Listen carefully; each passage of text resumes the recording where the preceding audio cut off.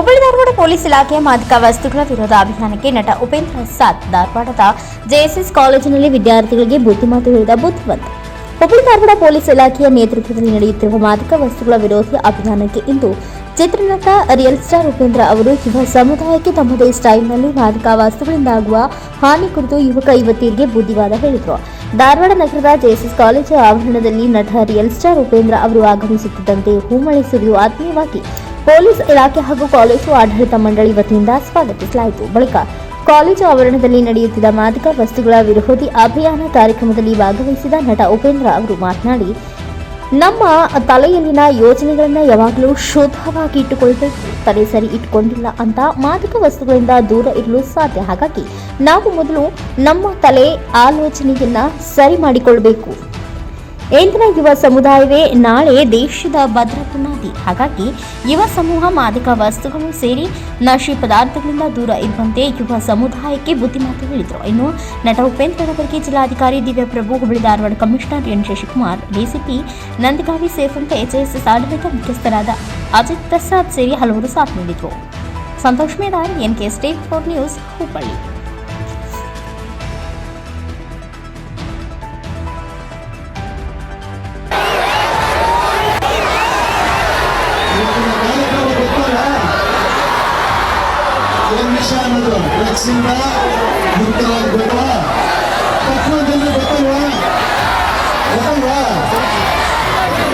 ಅದೇ ತರ ಬರೀ ಡ್ರಗ್ಸ್ ಅಲ್ಲ, ತುಂಬಾ ಗಾಂಜಾಗಳಿದಾವೆ ಈ ಪ್ರಪಂಚದಲ್ಲಿ.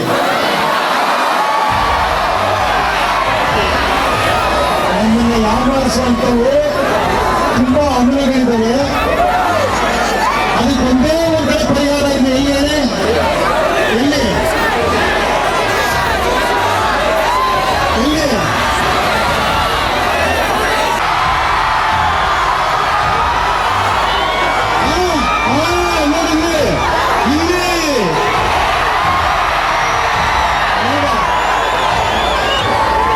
ಸಮಸ್ಯೆನೂ ಇದೆ, ಪರಿಹಾರನೂ ಇದೆ.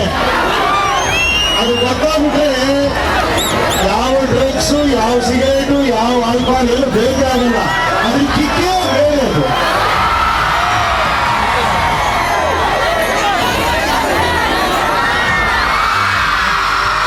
ಅದು ಇದೆಲ್ಲ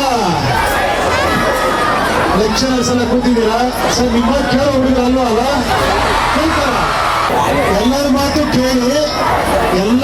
ಕೇಳಿ ತುಂಬಾ ಸೀರಿಯಸ್ ಆಗಿ ಹೋಗ್ಬೇಡಿ. ಯಾರ ಮಾತು